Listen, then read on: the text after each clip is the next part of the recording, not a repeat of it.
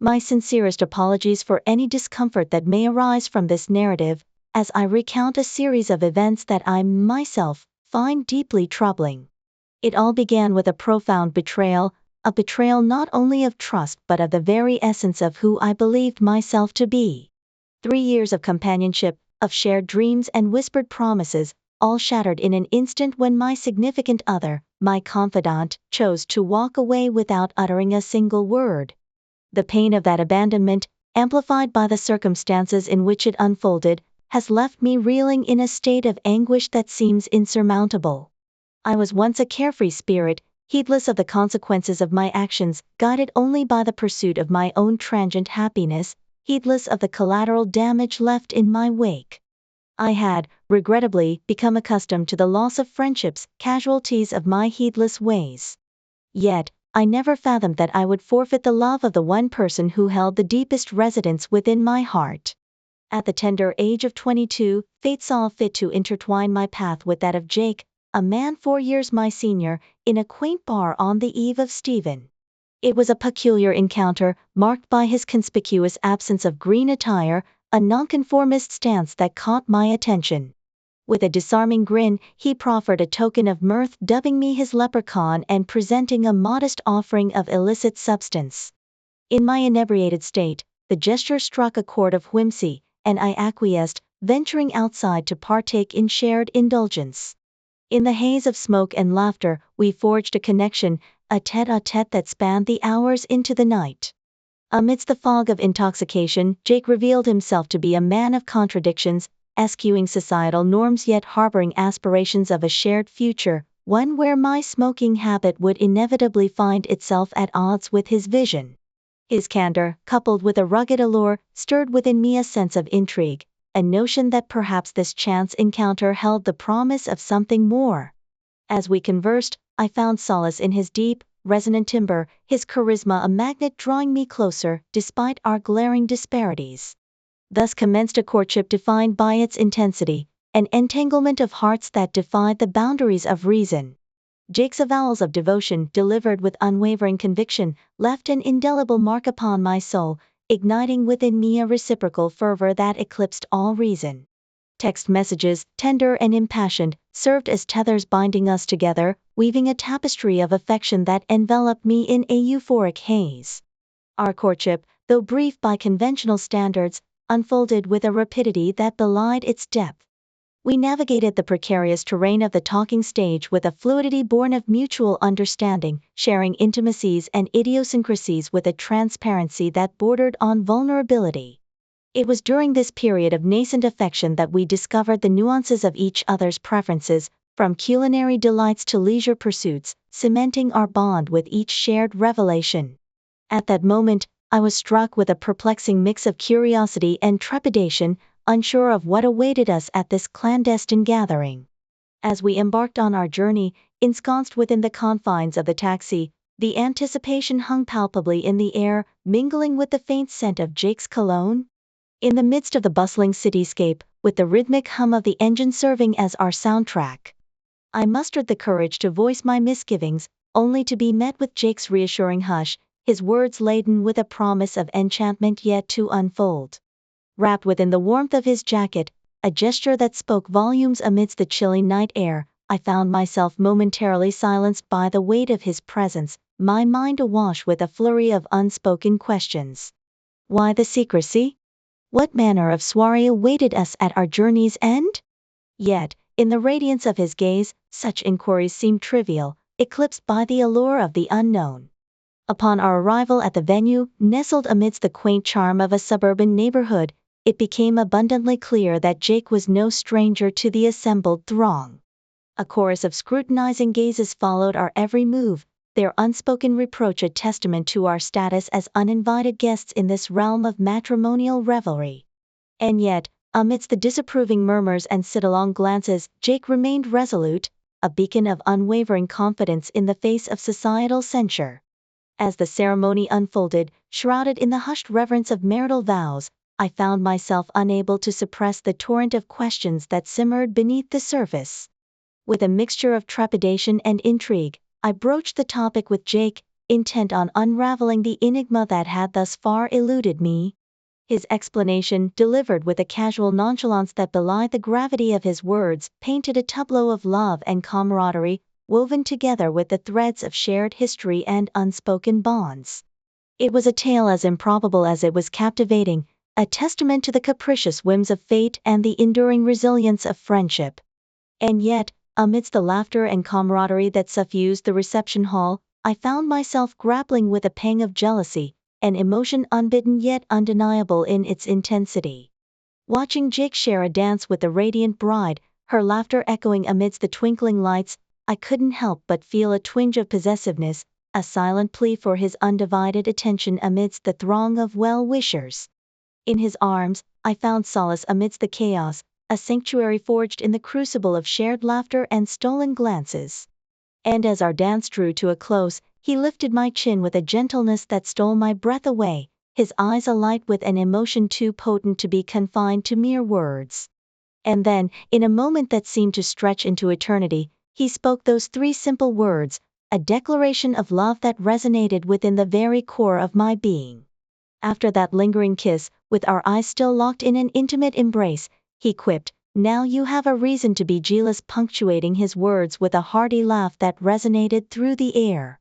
In that moment, as his laughter filled the space between us, I couldn't help but marvel at the sheer beauty of his smile. A radiant beacon amidst the shadows of my tumultuous thoughts. It's a memory that brings tears to my eyes even now, as I commit these words to paper. To be candid, I wouldn't be sharing these recollections if I hadn't been implored to do so. Yet revisiting each cherished moment, now tainted by regret, feels akin to reopening old wounds. For I am haunted by the stark realization that in less than 4 fleeting hours, I managed to unravel the fabric of a love that most women dare only dream of. My own folly serving as the catalyst for its demise. We shared our days, entwined in a rhythm of companionship that seemed destined to endure. His occupation as a web developer afforded him the luxury of remote work, relegating office visits to a mere formality, once or twice a week. It was but one facet of the myriad qualities that I admired in him, his ability to navigate life with a poise and purpose that belied his years. While others of his ilk stumbled along the meandering path of self-discovery, he strode forward with a near-flawless grace, a testament to his unwavering resolve. By our second year together, I had bid adieu to my erstwhile smoking habit, a feat that he had foreseen long before its fruition. As we settled into the comforting routine of cohabitation, my days unfurled in a tapestry of contentment, my erstwhile vices rendered obsolete in the light of his presence. No longer did I seek solace in the haze of nicotine, for his love was my sanctuary, a refuge from the tumult of the outside world. Yet, amidst the tranquility of our shared existence, a specter of unease lurked in the recesses of my mind. The nuptials of my younger sister, a joyous occasion by all accounts, served as a stark reminder of my own perceived inadequacies. In the jubilant throng of wedding guests, I found myself grappling with a pang of envy, a visceral reminder of the societal pressures that weighed heavily upon my shoulders. It was a sentiment that did not escape Jake's keen observation, his discerning gaze piercing through the facade of my composure. With a persistence born of genuine concern, he sought to unravel the tangled skein of my emotions. His jests and jibes serving as a gentle prodding until I relented, my innermost fears laid bare before him. In that vulnerable moment, I confided in him the depth of my apprehensions, the gnawing fear of being left behind as others forged ahead on the path to marital bliss.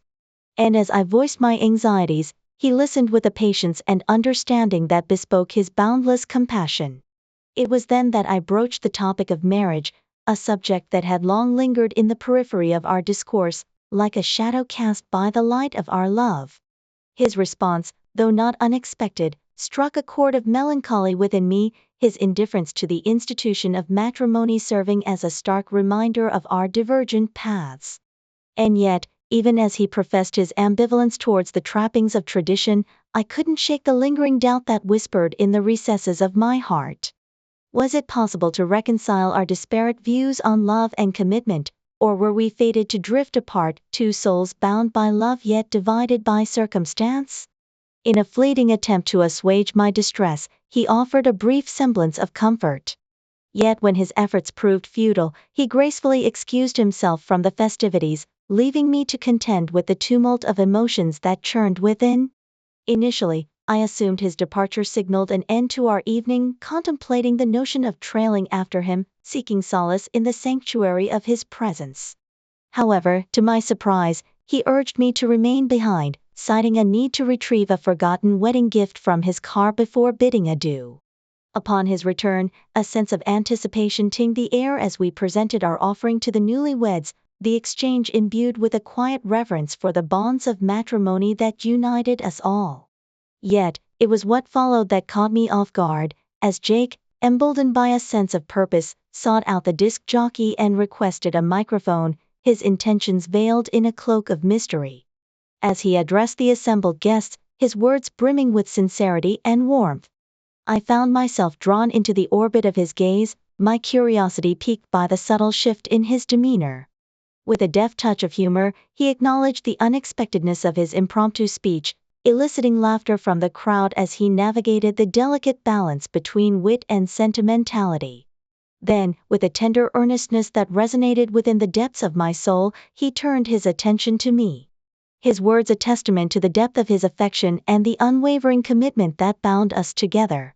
Recalling our shared journey, he spoke of love and devotion, of the countless moments that had woven the fabric of our shared history. And then, in a gesture that took my breath away, he knelt before me, a small box nestled within his grasp, its contents shrouded in mystery. In that electrifying moment, as the crowd held its collective breath, I felt a rush of anticipation coursing through my veins, a whispered prayer hanging on the precipice of realization. With trembling hands, he opened the box, revealing a symbol of love and commitment, a testament to the future that awaited us. And as he posed the question that would alter the course of our lives forever, I found myself overwhelmed with joy, my heart overflowing with a love that defied all logic and reason. "Yes," I exclaimed, the word echoing through the air like a symphony of hope and promise. And in that jubilant moment of affirmation, I threw myself into his waiting arms, our laughter mingling with the delighted cheers of our friends and family. As we lay entwined upon the grass, enveloped in the warmth of each other's embrace, I couldn't help but marvel at the serendipity of it all, the undeniable sense of destiny that had brought us together. And as we embarked on this new chapter of our lives, hand in hand, I knew with unwavering certainty that our love would be the anchor that steadied us through the storms that lay ahead. And so, with a heart brimming with hope and trepidation, I posed the question that would alter the trajectory of our lives forever, waiting with bated breath for her response. And to my delight, she readily agreed, her eyes alight with a radiance that mirrored the depth of her affection. Yet, as I contemplated the task that lay before me, the daunting prospect of broaching the subject with Jake weighed heavily upon my mind. In a bid to soften the blow, I toyed with the idea of framing the bachelorette party as his own brainchild. A cunning ruse to assuage his reservations without betraying my own desires. Yet, despite my best efforts at manipulation, his steadfast resolve remained unyielding, his insistence on simplicity serving as a steadfast barrier to my machinations. It wasn't until the eve of the scheduled celebration that I mustered the courage to confront him with the truth, laying bare the depths of my longing in a moment of unguarded vulnerability. To my dismay, his reaction was one of palpable anger, his fury a reflection of his wounded pride and bruised trust. Unable to comprehend the gravity of his reaction, I lashed out in frustration, my indignation bubbling to the surface as I struggled to reconcile his indignation with my own perceived innocence. In my mind, the bachelorette party was a mere trifle, a fleeting indulgence designed to alleviate the mounting pressure of wedding preparations. Yet, to Jake, it was a breach of trust, a betrayal that cut to the very core of our relationship. And as I grappled with the fallout of our disagreement, his absence a stark reminder of the chasm that now lay between us, I found myself consumed by a sense of remorse, a gnawing guilt that refused to be assuaged. In the days that followed, I attempted to reach out to him, to bridge the divide that threatened to engulf us both in its icy embrace. Yet, each attempt was met with silence, his absence a stark testament to the depth of his hurt. The man lying beside me was a stranger, his presence a stark reminder of the depths to which I had sunk in my misguided attempt to find solace amidst the chaos of my own making. And as the pieces of the previous night slowly coalesced into a coherent narrative, I was forced to confront the harsh reality of my betrayal. Racked with guilt and consumed by remorse, I fled from the unfamiliar surroundings, my mind reeling with the magnitude of my mistake. And as I returned to the empty shell of what had once been our home, the note that greeted me served as a cruel reminder of the folly of my actions. And so, with a heavy heart and a soul weighed down by regret, I resigned myself to the harsh truth of my reality, a reality in which the love I had once cherished had slipped through my fingers like grains of sand, leaving nothing but emptiness in its wake. Of hiring a private investigator, hoping to unearth some damning evidence that would confirm my worst fears. Yet, much to my chagrin, the investigation yielded no incriminating findings, no clandestine rendezvous or covert communications. It was as if my suspicions had been nothing more than a figment of my imagination, a paranoid delusion born out of insecurity and mistrust. And so, with a heavy heart and a mind consumed by doubt, I found myself at a crossroads, torn between the need to confront Helen and the fear of what her response might entail. For how does one confront the person they love, accusing them of betrayal based solely on a hunch and a few overheard words? In the end, it was the uncertainty that proved to be the most insidious adversary, gnawing away at the fabric of our relationship until it lay in tatters at my feet. And as the days turned into weeks, and the weeks into months, I found myself consumed by a sense of disillusionment, my once steadfast belief in the sanctity of our union shattered by the specter of doubt. 3 long years have passed since that fateful day, and yet the wounds inflicted upon my heart show no signs of healing. Therapy, with its promises of closure and catharsis, has proven to be little more than a band-aid for a gaping wound, offering temporary respite from the relentless ache that haunts me day and night. As I sit here, penning these words in a desperate bid to make sense of the chaos that has become my life, I am haunted by the absence of closure, by the unanswered questions that continue to plague my thoughts. And though I know that second chances are never guaranteed, I cannot help but cling to the faint hope that one day, I will find the happiness that has eluded me for so long.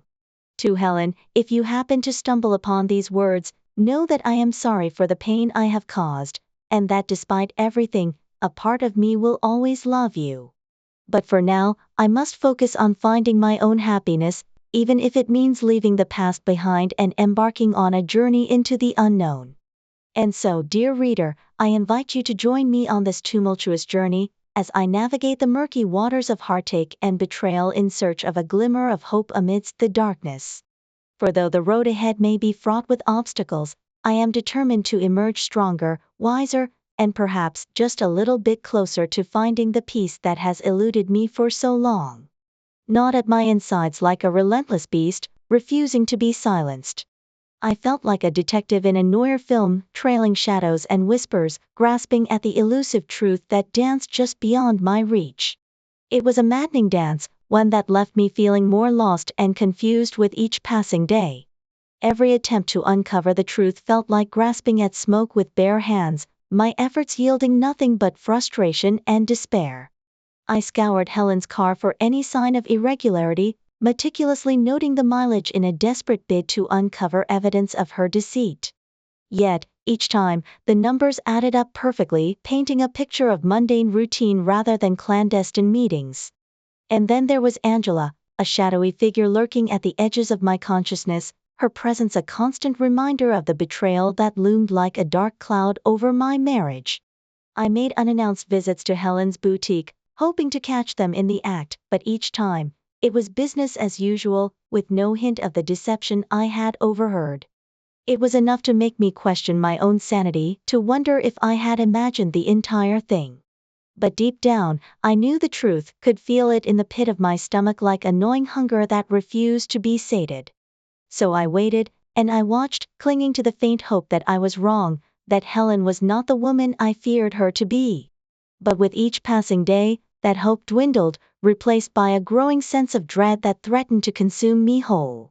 And then, one fateful night, as I sat in the darkness, watching Helen sleep, a wave of despair washed over me, leaving me feeling more lost and alone than ever before. I wanted to shake her awake, to demand answers, but I knew deep down that it was futile. For the truth, whatever it may be, could not be forced into the light. It had to be uncovered, piece by painful piece, until the full extent of Helen's betrayal lay bare before me. And so, I resolved to continue my vigil, to remain steadfast in my pursuit of the truth, no matter the cost. For in the end, I knew that only by confronting the darkness head-on could I hope to find the light that had eluded me for so long. My entire world had become a tight, constricting coil, squeezing relentlessly as doubt and suspicion gnawed at the edges of my sanity. Whispers, soft and insidious, danced in the corridors of my mind, their refrain echoing with the damning accusation, "She's lying to you." It wasn't just about her potential infidelity anymore.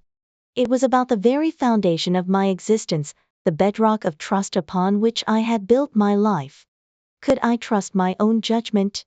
If I had been wrong about her, what else had I been wrong about? Myself? My friends?